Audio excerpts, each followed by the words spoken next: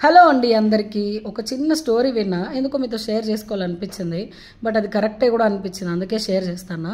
ఏం లేదు, మన వెనకాల నలుగురు నాలుగు మాటలు మాట్లాడుతూ ఉంటారు, మన గురించి మాట్లాడుతూ ఉంటారు అంటారు కదా, వాళ్ళ కోసం ఈ వీడియో.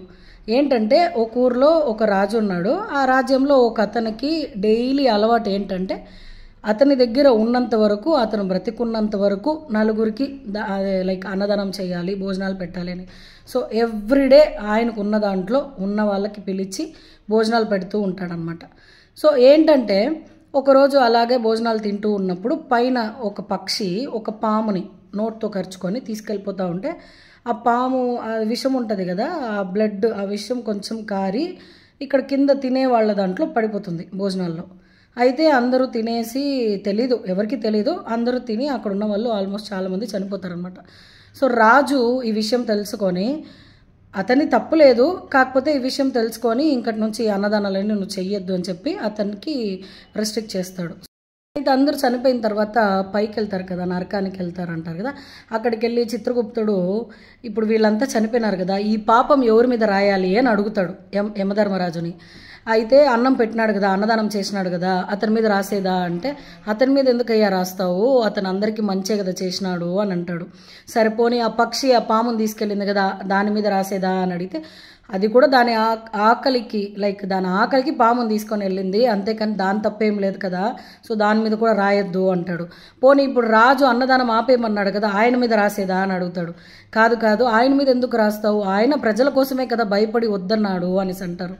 సరే ఇప్పుడు ఈ పాపం ఎవరి మీద రాయాలి రాజా అని అడిగితే అప్పుడు యమధర్మరాజు ఈ పాపం లిస్ట్ని పక్కన పెట్టు, తర్వాత నేను చెప్తాను ఎవరి మీద రాయాలో అని చెప్పి అంటాడనమాట.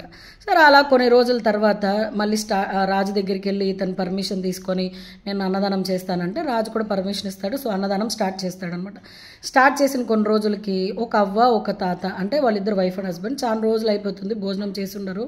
సో భోజనం చేయకుండా భోజనం కావాలి అని అన్నప్పుడు ఎక్కడో వింటారు లైక్ ఇలా ఎవరో అన్నదానం చేస్తున్నారు, మనం వెళ్ళి భోజనం చేద్దాము అని. సో అలా నడిచిస్తుంటే వాళ్ళకి దారి తెలియక అక్కడ ఎవరో ఒకరి దిన్న మీద ఒక నలుగురు కూర్చొని మాట్లాడుతూ ఉంటారనమాట. ఇలా మళ్ళీ అన్నదానం స్టార్ట్ చేసినాడు అది ఇదని మాట్లాడుతుంటే వీళ్ళు ఈ పెద్దవాళ్ళు అక్కడికి వెళ్ళి నాయనా ఇక్కడ భోజనం పెడతారు కదా అన్నదానం, ఎక్కడికి వెళ్ళాలి అనేసి, ఐ మీన్ ఎటు సైడ్ వెళ్ళాలి అని అడిగితే అప్పుడు వాళ్ళు అంటారంట, స్ట్రైట్కి వెళ్ళి రైట్ కట్ అవ్వండి అక్కడే పెడతా ఉంటారు అని చెప్పేసి, వెళ్ళండి వెళ్ళండి పోయి తినేసి బతికొస్తారని మాత్రం నమ్మకంతో పోవద్దండి అని అంటారంట. ఇప్పుడు యమధర్మరాజు ఇతని చిత్రగుప్తుని పిలిచి అడిగావు కదా ఆ రోజు ఆ పాపం ఎవరి మీద రాయమని చెప్పి, ఆ నలుగురు ఆడు కూర్చొని మాట్లాడతాను చూసినవా, వాళ్ళ మీద రాయి, ఎందుకంటే వాళ్ళకి కనీసం పెట్టే గుణము లేదు.